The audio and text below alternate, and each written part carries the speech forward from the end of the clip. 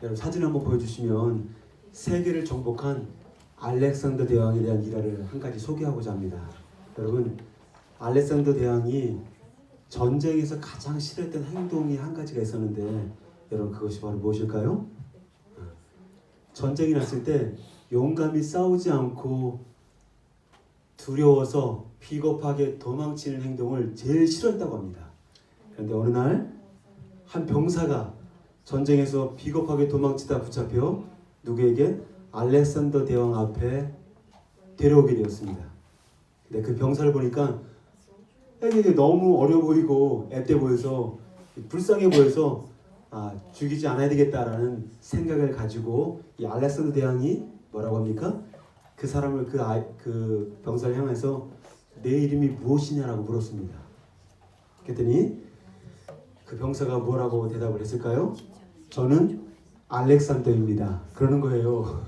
그래서 이 알렉산더 대왕이 이름을 물었는데 알렉산더라고 하니까 너무 당황을 해서 뭐라고? 네 이름이 뭐라고?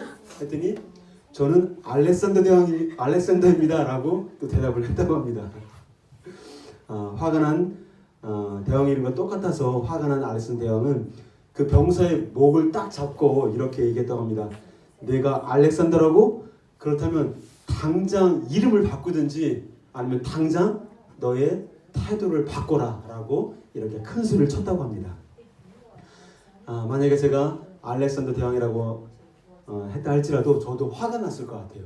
아니, 내가 제일 싫어하는 행동이 전쟁에서 비겁하게 도망치는 행동인데 그 도망친 병사가 이름이 무엇이냐고 물어봤더니 자기와 이름이 똑같다고 했을 때 얼마나 기분이 나빴을까라는 생각을 좀 하게 됩니다. 여러분, 성경적인 관점에서 이름이라고 하는 것은 한 인간의 성품과 성격을 나타내 줍니다. 사람의 이름을 통하여서 그 사람의 성품과 됨됨이를 우리가 알게 되는 것입니다. 또 사람의 이름에는 사람의 정체성과 모든 권위가 다 담겨져 있기 때문에 그만큼 이름은 참으로 중요한 것입니다. 우리가 사람들과 계약을 맺을 때 무엇을 합니까? 이름을 쓰고 자신의 사인을 항상 하게 되어 있습니다. 그래서 그 종이는 그냥 종이 한 조각인 것 같지만 그 종이 한 장에 나의 모든 권위가 다 달려있는 것입니다. 마찬가지로 여러분, 우리가 하나님의 이름을 아는 것은 참으로 중요합니다. 시편 9편 10절을 보시면 같이 한번 읽도록 하겠습니다. 시작. 여호와여, 주의 이름을 아는 자는 주를 의지하오리니 주를 찾는 자들을 버리지 아니하심이니이다. 저는 항상 말씀을 준비하고 나서 최대한 말씀을 암송하려고 하고 있습니다. 여호와여, 주의 이름을 아는 자는 주를 의지하오리니 이는 주를 찾는 자들을 버리지 아니하심이로다. 할렐루야. 여러분, 우리가 여호와를 부를 때 여호와의 이름을 아는 자가 누구입니까? 바로 그가 주님을 의지하신 자라고 말씀하고 있습니다. 오늘 시편 기자는 누가 하나님을 신뢰하고 누가 하나님을 의지한다고 말씀하고 있나요? 네, 하나님의 이름을 아는 자가, 그가 하나님을 신뢰하고 하나님의 이름을 아는 자가 어떻게? 주님을 찾는다고 우리에게 말씀하고 있습니다. 왜냐하면 하나님의 이름 안에는 하나님의 성품과 모든 권위가 다 담겨있기 때문에 그렇습니다. 그렇다면 오늘 성경에 나타난 대표적 하나님의 이름은 여러 가지 많이 있지만 앞으로 제가 하나님의 이름에 대해서 4주가 되었건 8주가 되었건 주님이 주시는 마음만큼 저 나누고자 하는데요. 하나님의 말씀에 하나님의 이름을 나누고자 할 때 굉장히 설레임이 있습니다. 하나님의 이름이 딱 한 가지일 수도 있겠지만 왜 한 가지가 아니라 굉장히 많은 다양한 이름을 가지고 있을까요? 왜냐하면 그 한 가지의 하나님의 이름에 그 하나님의 모든 권위와 그 하나님의 모든 정체성과 그 하나님의 모든 됨됨이와 성품을 다 담을 수가 없기 때문에 그런 것입니다. 제일 먼저 첫째는 무엇입니까? 다 같이 따라서 합시다. 엘로힘. 우리 두 번째 하나님은 어떤 분이냐면 여호와. 오늘 오늘 하나님의 이름을 통해 그 이름 안에 담겨진 뜻과 의미를 살펴보며 하나님의 은혜를 나누고자 합니다. 제일 먼저 하나님의 이름 엘로힘을 살펴보고자 합니다. 성경에서 여러분 이 엘로힘이라고 하는 그 하나님의 그 이름은 무려 성경에 2570번 정도 등장합니다. 창세기 1장을 보시면 우리 같이 한번 창세기 1장 1절 3절 4절 한번 읽겠습니다. 시작. 태초에 하나님이 창조하시니라. 하나님이 이르되 빛이 있으라 하시니 빛이 있었고 하나님 보시기에 좋았더라. 하나님이 빛과 어둠을 나누사. 여러분 창세기를 읽으실 때 창세기 1장에는 무려 하나님이라는 이 단어가 몇 번 나오느냐? 31번 나옵니다. 한번 창세기 1장을 읽으시면서 하나님이 몇 번 나오는지 한번 살펴보십시오.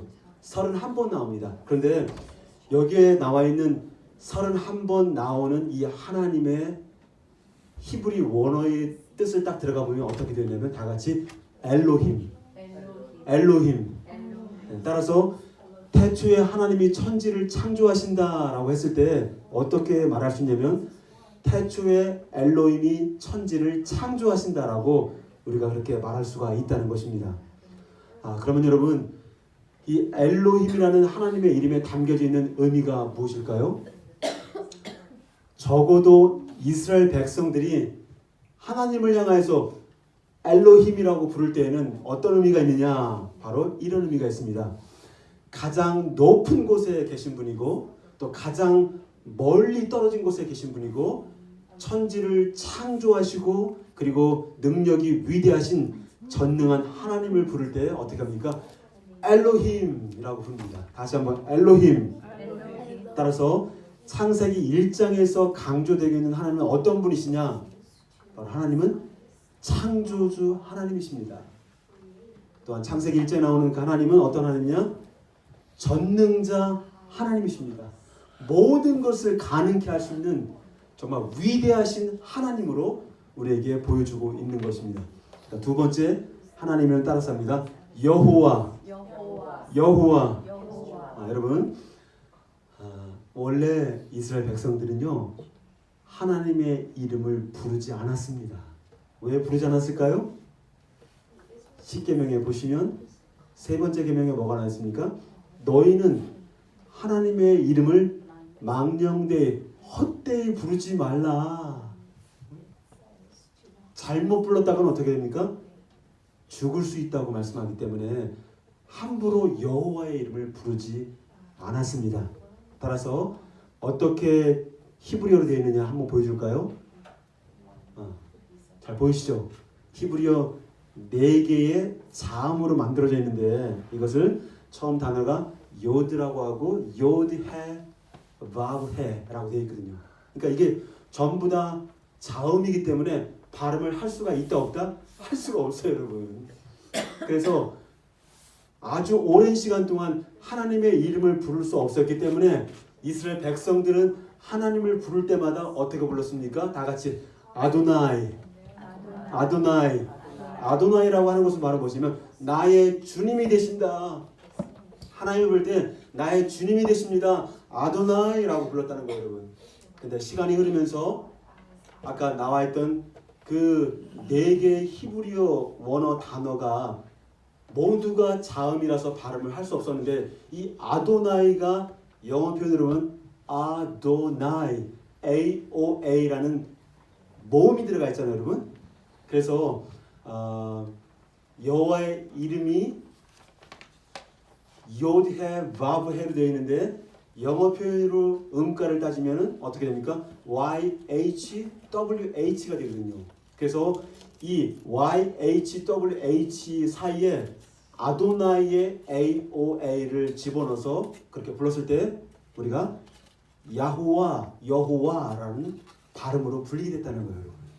이것은 음가에 따라서 제호바라고 하기도 하고 또 어떻게 합니까? 이것을 야훼라고도 부르는 것입니다. 그래서 여호와와 야훼는 똑같은 거예요, 여러분. 그래서 18세기, 19세기의 한 학자가 오히려 여호와라는 발음보다 야훼라는 것이 훨씬 더 음가에 가깝다라고 해서 많은 사람들이 그때부터 공동 성경에서는 야훼라고 부르고 있고요. 또 여러분들 잘 아시는 여의도 순복의 조영기 목사님이 야훼 하나님을 강조를 많이 했습니다. 그런 유래가 있습니다.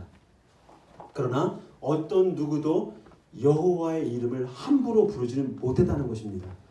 근데 여호와라는 이름은 성경에서 몇 번은 6823번 등장하고 있습니다. 이것이 하나님의 이름으로 나오고 있다는 거죠. 그렇다면 왜 그렇게 성경에 여호와 야훼라는 이름이 많이 나올까요?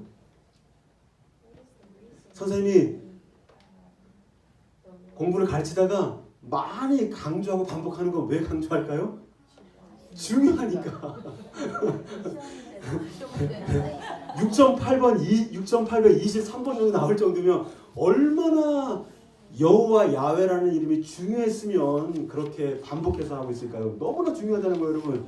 창세기 2장 4절 같이 한번 읽어보겠습니다. 시작. 이것이 천지가 창조될 때 하늘과 땅의 내력이니 여호와 하나님이 땅과 하늘을 만드시던 날에 여호와 하나님이 땅의 흙으로 사람을 지으시고 생기를 그 코에 불어넣으시니 사람이 생명이 된지라.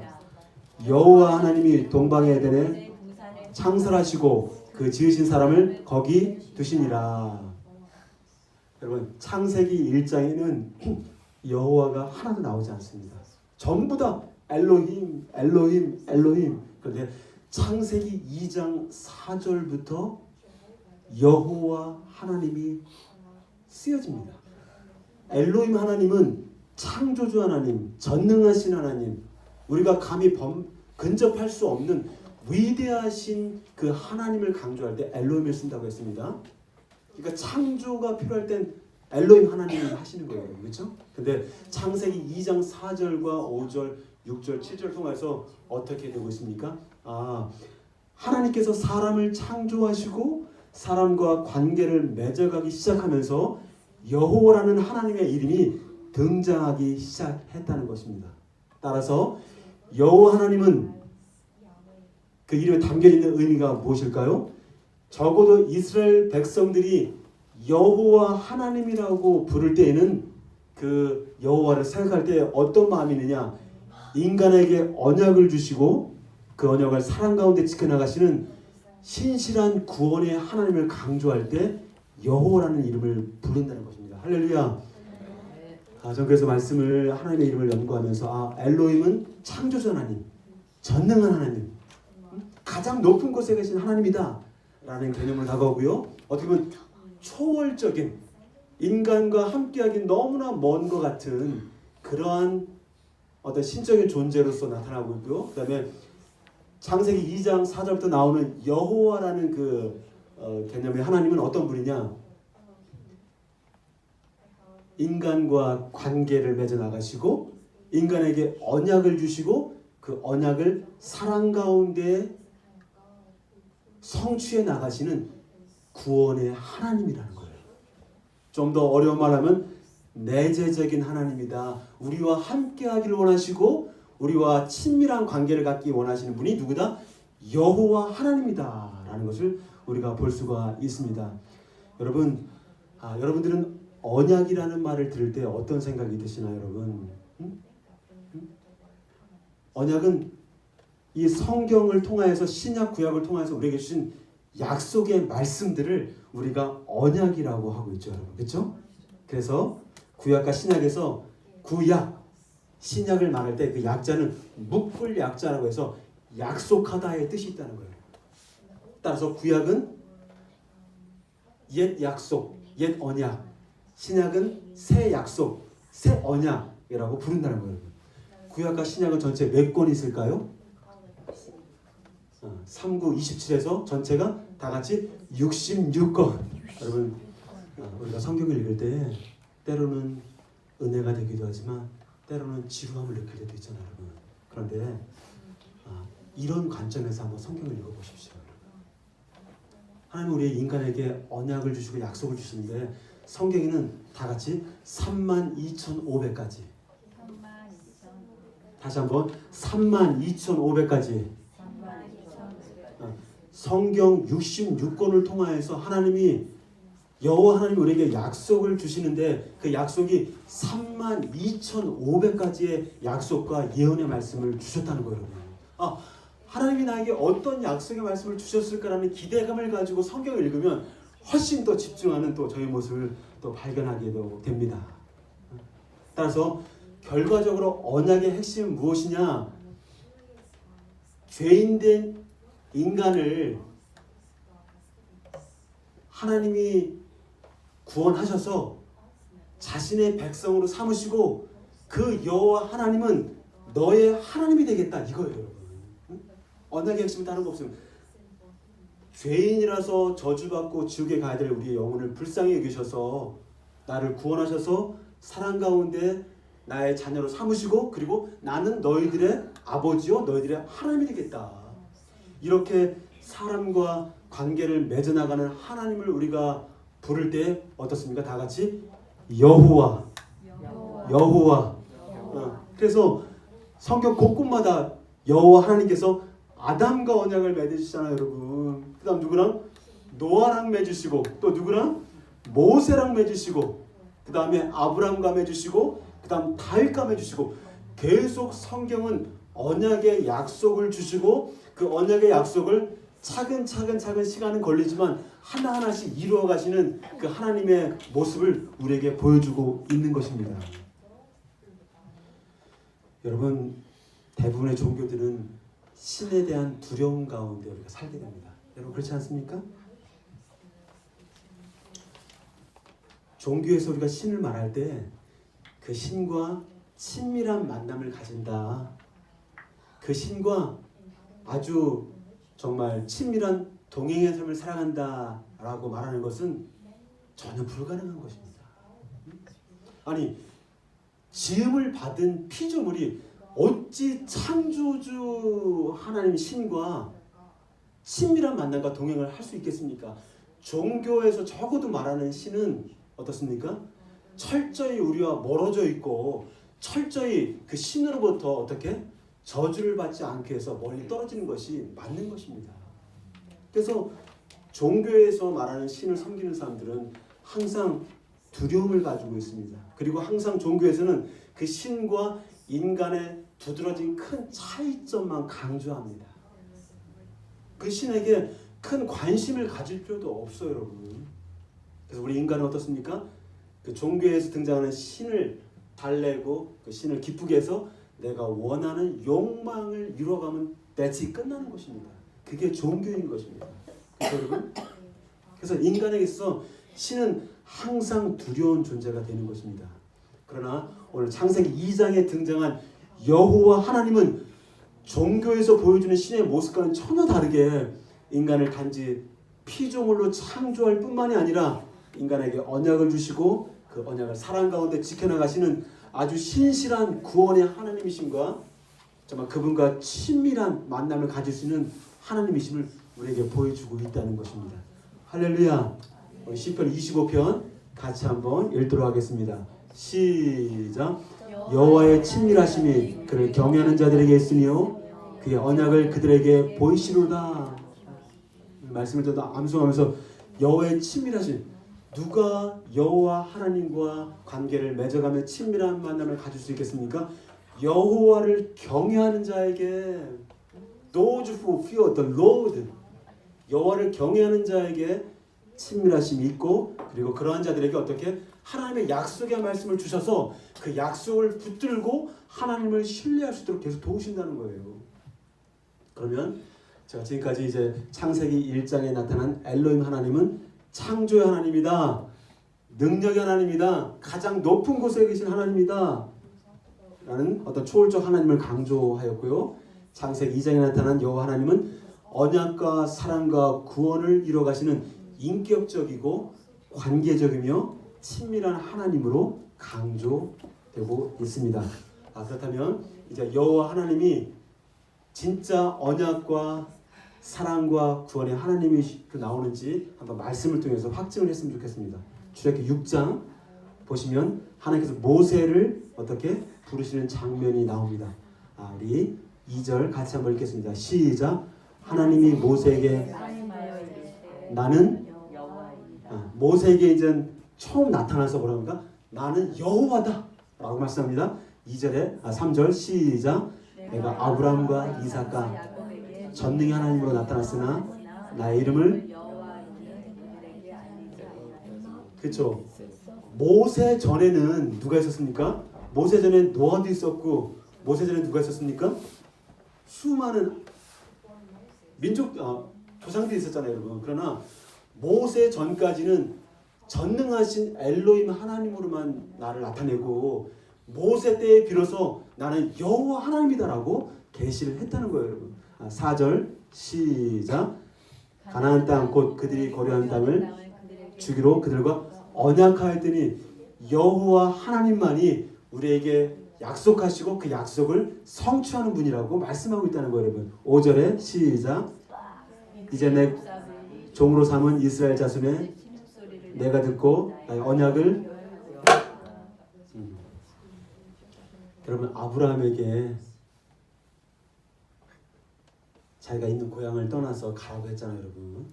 결국은 아브라함이 결국에 도착한 지역은 어디입니까? 가나안 땅이거든요. 근데 이게 몇 년 만에 이루어진 거예요, 여러분. 아브라함에게 언약을 주셔서 내가 너를 갈 바를 알면서 내가 너를 인도하겠다 했을 때 그 약속한 지 무려 몇 년? 다 같이 430년. 430년이 지난 후에 아브라함과 그의 후손들이 어디 있습니까?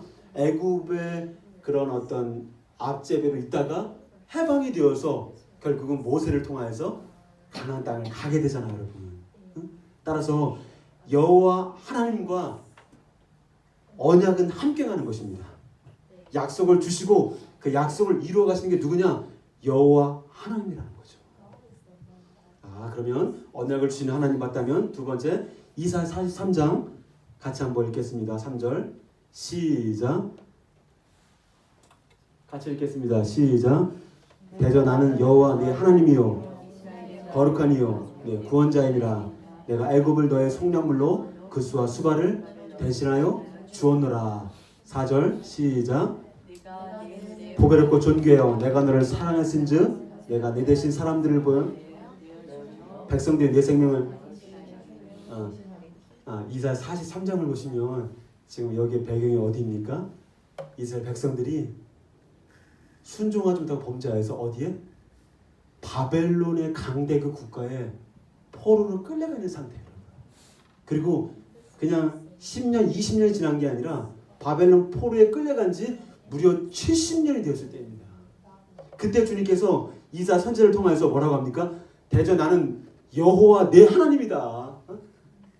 나는 내 하나님이다. 그리고 내가 너를 보배롭고 존귀하게 여기고 내가 너를 사랑한다. 아니요. 우리가 지금 바벨론의 포로가 되어 있는데 우리를 사랑한다고요? 이건 말이 안 되잖아요, 여러분. 아무리 생각해도 하나님이 나를, 우리 이스라엘 백성들을 사랑한다는 마음이 들지 않잖아요, 여러분. 왜냐하면 우리가 지금 바벨론의 포로에 끌려갔어요. 그것도 70년이 지난 그런 상황에 어떻게 하나님 우리를 사랑한다고 우리가 느낄 수 있겠습니까? 그런데 하나님께서 뭐라고 합니까? 이사야 선지자를 통해서 내가 너를 보배롭고 존귀하게 여기고 내가 너를 사랑한다. 그가 바로 여호와 하나님이다라고 우리에게 말씀하고 있는 것입니다. 우리 10절을 같이 한번 읽겠습니다. 10절 시작. 말하노라 너희는 나의 증인 나의 종으로 택함을 입었나니 이는 너희가 나를 알고 믿으며 내가 그인 줄 깨닫게 하려니라. 나의 전에 지음을 받으시니 나의 후에도 없으리라. 11절 나 곧 나는 여호와라 나 외에 구원자가 없느니라. 하나님께서 이스라엘 백성을 바벨론 포로에서 구원하실 때 오직 구원자가 되시는 분은 다른 신이 아니라 바로 여호와 한 분밖에 없다라고 강조를 하십니다. 저는 지금까지 여호와 하나님께서 언약과 사랑과 구원을 이루어 가시는 인격적이고 관계적인 하나님이심을 말씀을 드렸습니다. 어떤 사람들에게는 엘로힘 하나님이 전능자가 되시고 창조주가 되시고 위대하신 하나님이 될 수가 있어요, 여러분. 그렇죠? 그러나 그 전능하신 창조주 엘로힘 하나님이 나에게는, 나 자신에게는 그냥 신 중에 한 신이 될 수도 있다는 거예요. 왜 하나님께서 창세기 1장을 통해서 엘로힘 하나님을 강조하다가 왜 창세기 2장을 통해서 여호와 하나님이 등장하시는가? 내가 이 땅을 창조한 창조주요 능력에 전능하신 하나님이시지만 나는 너희들에게 언약을 주시고 사랑 가운데 그 언약을 성취해 가시는 관계적이고 또한 친밀한 하나님이심을 보여주고 싶었던 거예요. 비록 엘로힘 하나님은 창조주로서 그냥 나에게 신적인 존재일 수 있다는 거예요, 여러분. 그러나 여호와 하나님은 나에게 다가오셔서 약속하시고 언약을 주시고 관계를 맺으시는 그런 사랑의 하나님이라는 거예요. 여러분, 제가 질문을 한번 드렸으면 좋겠는데요. 여러분들에게는 여러분이 섬기는 그 하나님이 단지 엘로힘의 하나님이신가요? 아니면 나에게 약속을 주셔서 관계를 맺어가는 그런 여호와 하나님이 계십니까? 묻고 싶어요. 교회를 수십 년간 다녔어도 하나님의 약속에 대한 신뢰를 갖지 못하고 하나님의 약속에 대한 주장을 하지 못하고 살아간다면 그냥 단지 여러분들에게는 엘로힘 갓, 그냥 신 중에 한 신일 수밖에 없는 거예요. 그러나 하나님의 언약을 붙들고 언약의 백성으로서 또 언약을 붙들고 하나님께 나아갈 때 비로소 여호와 하나님으로서 친밀하고 관계적인 신실한 하나님으로 여러분과 동행을 하게 된다는 것입니다. 할렐루야. 올 한 해 여러분 모두에게 단지 엘로힘의 하나님이 아니라 관계적이고 친밀한 여호와 하나님이 함께 동행하는 은혜가 있기를 주님 축복합니다. 할렐루야. 그러면 이제 진짜 엘로힘 하나님과 여호와 하나님의 차이가 얼마나 큰지 한 번 더 살펴봅시다. 창세기 3장입니다. 3장을 보시면 1절을 한번 읽어봅시다. 1절 시작. 그런데 뱀은 여호와 하나님이 지으신 들짐승 중에 가장 간교한지라 뱀이 여자에게 하나님이 참으로 너에게 창세기 3장은 누가 쓴 겁니까? 성령의 감동하지 받아서 누가 썼습니까? 저자가 누구입니까? 모세잖아. 모세, 그렇죠? 모세가 출애굽기 때에 3장과 6장을 통해 처음 여호와라는 말을 들었어, 그렇죠? 이제 여호와를 경험한 후에 창세기, 출애굽기, 신명기, 펜타튜크, 모세오경을 쓴 거잖아요, 여러분, 그렇죠? 그러니까 모세는 여호와를 경험한 사람이에요, 그렇죠? 근데 그 모세가 뭐라고 합니까? 그런데 뱀은 여호와 하나님이 지으신 창세기에 젖어있던 모세는 하나님을 언급할 때 계속해서 뭐라고 얘기합니까? 여호와 하나님이라고 부른다는 거예요. 그런데 교활한 사탄은 여호와가 빠진 뭐라고 합니까? 하나님이 참으로 너에게 동산모대의 실과를 먹지 말라 하더냐 하면서 창조주 하나님과 피조물의 인간의 차점을 강조하면서 여호와를 싹 빼버립니다. 여호와 하나님이 동산에 있는 모든 실과를 먹지 말라 하더냐 묻지 않고 하나님이라고 하고 있다는 거예요. 여러분, 엘로힘 하나님이 누굽니까? 가장 높은 곳에 계신 분이고 가장 멀리 계신 분이고 초월적인 창조주 하나님이십니다. 근데 사탄은 교묘하게도 인간과 언약을 맺으시고 사랑과 구원을 베풀어 주시는 여호와 하나님이라고 단 한 번도 부르지 않습니다. 창세기 3장 다시 한번 보십시오. 사탄은요, 하나님을 부를 때 여호와 하나님이라고 한 번도 부르지 않습니다. 왜 그럴까요? 사탄과 마귀는 여호와 하나님과 관계를 맺어가는 존재가 아니기 때문에 그렇습니다.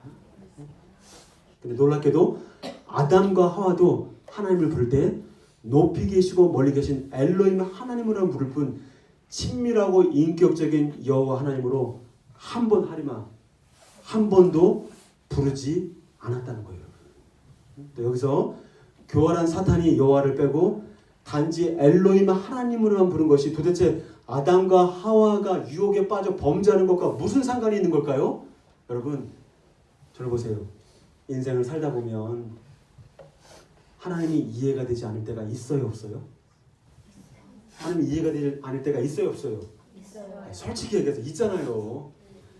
때로는 세상을 살다 보면 하나님이 왜 그러셨을까? 그렇죠? 이해가 안 될 때 왜 그렇게 하나님의 사람들이 고통을 당하나요? 왜 그렇게 하나님의 신실히 섬기는 사람들이 불의의 사고로 세상을 빨리 떠나게 되나요? 왜 그렇게 신실한 하나님의 사람들이 그렇게 왜 이렇게 억울한 일을 당하나요? 악인들을 확 죽여버리면 되는데 그런 마음 들 때가 있잖아요, 여러분. 하나님 이해가 되지 않을 때가 있어요, 여러분. 또 때로는 하나님이 원망스러운 마음이 들 때가 있어요, 없어요? 있다는 거예요. 그러나 여호와 하나님께서 우리가 이해가 되지 않을 때도 있고 원망스러울 때도 있지만 여호와 하나님께서 우리 인간에게 언약을 주시고 약속을 주시고 사랑 가운데 그 언약을 신실하게 이루어 가시는 그 신실한 그 언약 때문에 그 언약을 붙들면 어떻게 되는 겁니까? 그 어려운 중에도 신실하게 하나님을 따라갈 수 있고 신뢰할 수가 있다는 거예요. 그런데 약속과 언약을 사랑 가운데 이루어 가시는 여호와 하나님을 딱 빼버리게 되면 단지 그냥 하늘에 멀리 계시고 천지를 창조하신 나와는 상관이 없는 것 같은 그런 하나님으로 착각을 할 수가 있다는 거예요, 여러분. 따라서 사탄이 아담과 하와를 유혹할 때 관계를 맺게 하는 여호와를 딱 빼버리고 하나님을 말하게 함으로 인해서 그 인간들 마음 가운데 가질 수 있는 어떤 원망과 이해되지 않는 마음을 딱 건드려서 어떻게 그 유혹에 쉽게 넘어가도록 그렇게 질문을 던졌다는 것입니다. 창세기 3장 1절 같이 한번 다시 한번 읽어보겠습니다. 3장 1절 시작. 가장 간교하니라 뱀이 여자에게 물어가는데 하나님이 참으로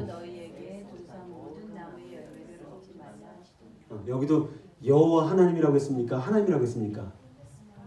그냥 하나님만 붙였단 말이에요. 근데 창세기 2장 16절과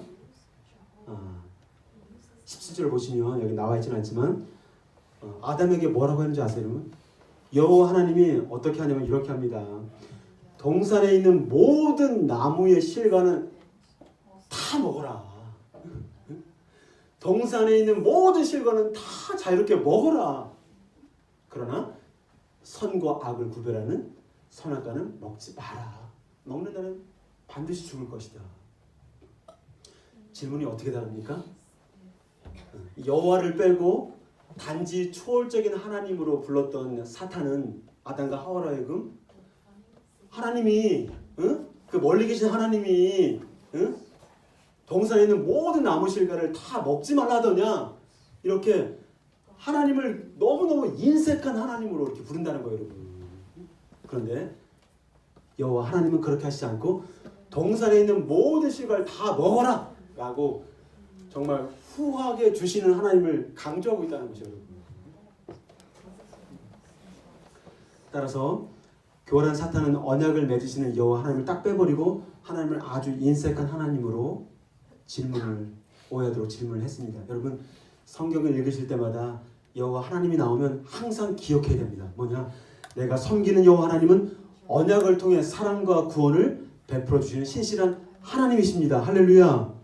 여러분 여호와 하나님을 읽을 때마다 하나님은 그냥 막무가내로 초월적이고 그냥 단지 멀리 계시고 정말 높은 곳에 계신 그 하나님이 아니라 언약을 주시고 그 언약을 지키시는 신실한 분이라는 걸 늘 기억하기 바라고요. 또 하나님에 대한 원망과 오해하는 마음이 생길 때마다 어떻게 합니까? 나를 사랑하시되 끝까지 사랑하신다는 약속의 말씀을 날마다 붙드시기를 소망합니다. 할렐루야. 이제 말씀의 결론을 맺을게요. 여러분 저도 어렸을 때부터 5살인가요? 6살인가 잘 기억도 안 나네요. 교회를 다녔지만 하나님은 저에게 아주 멀리 계신 분이셨습니다. 가장 높은 하늘에만 계신 분이셨어요.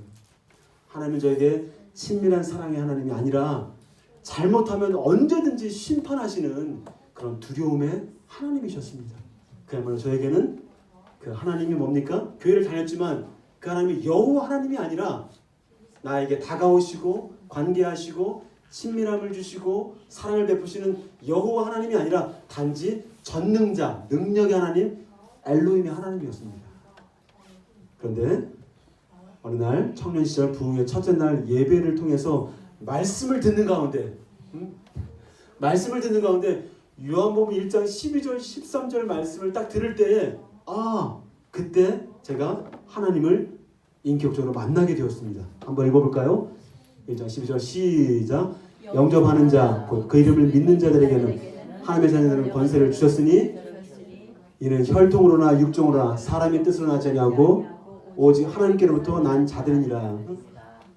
이 말씀을 듣는 순간부터 제 마음 가운데 정말 영접하는 그 예수 이름이 나의 주님이 되신다는 그런 확신이 들었어요. 예수 이름을 영접하는 자들에게 정말 구원을 얻게 하시는 것이 하나님의 뜻이구나 하면서 이 말씀이 확 깨달아지고 알게 되었습니다.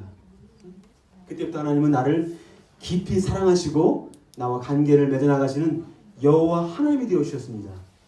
그렇다면 지금까지 우리 인간에게 언약을 통해 사랑과 구원을 베풀어 주시는 신실하신 여호와 하나님, 스스로 영원히 존재하시는 여호와 하나님, 이분이 과연 누구일까요?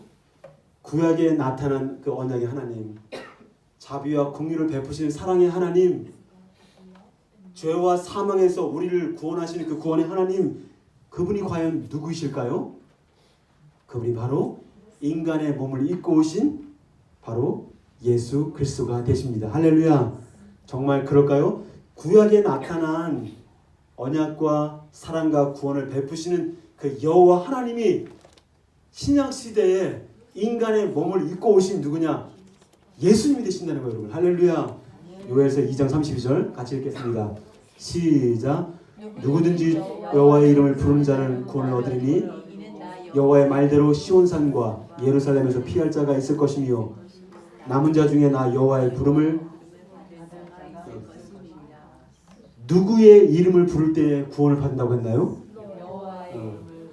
여호와의 이름을 부르는 자가 구원을 받을 수 있다는 거예요, 여러분.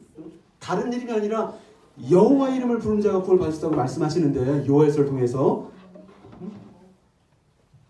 사도 베드로가 사도행전 2장 21절 말씀에서 요엘이 선포한 이 말씀을 그대로 선포합니다. 같이 한번 사도행전 2장 21절 읽겠습니다. 시작. 누구든지 누가 구원을 받는다고 했어요? 주의 이름을 부르는 자가. 그러면 여기서 베드로가 이야기하는 주의 이름이 누구의 이름일까요? 다 같이 예수 그리스도. 구약의 여호와 하나님을 부를 때 구원의 역사가 있다고 말씀했던 그 여호와 하나님이 지금 신약에 인간의 몸을 입고 성육신하신 바로 예수님이라는 거예요, 여러분. 따라서 그 예수님을 영존하신 하나님이요, 전능하신 하나님이요, 여호와 하나님이라고 부른다는 것입니다. 할렐루야. 사도행전 4장 11절 같이 한번 읽겠습니다. 그 이름이 누구인지 시작. 이 예수는 진모퉁이의 머릿돌이 되었느니라. 12절 시작. 다른 이로서는 구원을 받을 수 없나니 천하 사람 중에 구원을 얻을 만한 우리에게 주신 일이 없음이라 하였더라. 오직 예수에게만 우리를 구원할 이름을 주셨다라고 말씀합니다. 구약의 여호와의 이름을 부르는 자가 구원을 받는다 말씀하시는데, 신약에서 누구의 이름? 예수의 이름 외에는 구원할 자가 없다. 그렇다면 구약에 우리에게 다가오시고 친밀하게 만남을 가지시고 언약과 사랑과 구원을 베푸시는 그 신실한 여호와 하나님이 신약에 누구로 나타난 겁니까? 인간의 몸을 입고 오신 성육신하신 예수 그리스도, 그분이 바로 여호와 하나님이 되는 것입니다. 할렐루야. 따라서 베드로는 구약의 여호와 하나님이 신약의 예수 그리스도이심을 우리에게 확신시켜 주셨고요. 뿐만 아니라 구약의 이사야 44장에 나는 처음과 나는 마지막이다, 나는 알파와 오메가다, 나는 처음과 나중이다라고 누가 말합니까? 여호와 하나님이 이사야 44장에 말씀합니다. 근데 이 말씀이 계시록 22장에 똑같이 나옵니다. 22장 33절 같이 읽겠습니다. 시작. 나는 알파와 오메가요, 처음과 나중이요, 시작과 끝이라. 나 여호와가 처음과 나중이다, 알파와 오메가다 말씀하신 그 여호와가 계시록 22장에 예수 그리스도가 나는 알파와 오메가요, 처음과 나중이요, 시작과 끝이다라고 말씀하겠다는 거예요. 따라서 구약의 여호와 하나님이 신약의 예수 되심을 확실하게 우리에게 증명해주고 있다는 것입니다. 할렐루야. 저는 여러분들이 이제 한 주간 살아갈 동안 주의 이름을 많이 부르시기 바랍니다. 예수의 이름을 많이 부르시기 바랍니다. 우리 자녀들은 엄마의 이름, 아빠의 이름 많이 부르시나요? 저도 한번 생각해 봤습니다. 누가 아빠를 많이 부르는가? 근데 아빠의 이름을 많이 부를 때 제가 많이 혼내나요? 저를 부르면? 그렇지 않거든요. 뭔가 도와주고 싶고 또 나를 부르면 뭔가 필요한 게 있나? 또 관심 갖게 되고 또 필요할 땐 또 어떻게 용돈도 더 줄 수가 있고 그렇죠? 저를 부르면 부를수록 손해가 나기보다는 그 이름을 불렀을 때 유익이 더 많은 것을 보게 됩니다. 할렐루야. 마찬가지로 우리가 정말 우리의 여호와 하나님 예수 그리스도 영존하시는 지존자 그 예수의 이름을 기도할 때 부르시고 또 정말 놀랬을 때 부르시고 또 어려움 있을 때 부르시고 또 생각날 때 부르셔서 정말 그 예수님으로 말미암아 주시는 놀라운 약속의 은혜를 풍성히 경험하기를 소망합니다. 할렐루야. 여호와여 시편 9편 10절에서 여호와여 주의 이름을 아는 자는 여호와를 의지하리니 이는 그를 찾는 자들을 버리지 아니하심이라. 여호와의 이름을 아는 자가 엄마 아빠의 이름을 아는 자가 부르는 자가 그 권세가 있는 걸 아는 것처럼 우리도 그 주의 이름을 예수의 이름을 정말 수시로 정말 부르는 은혜가 있기를 축복합니다. 할렐루야. 아멘. 이번 한 주도 언약과 사랑과 구원을 베푸시는 여호와 하나님께서 바로 예수 그리스도이심을 확신하는 가운데 그 예수의 이름을 부르며 언약과 사랑과 구원을 베푸시는 신실하신 하나님을 친밀히 경험하며 살아가는 은혜가 부어지기를 주의 이름으로 축복합니다.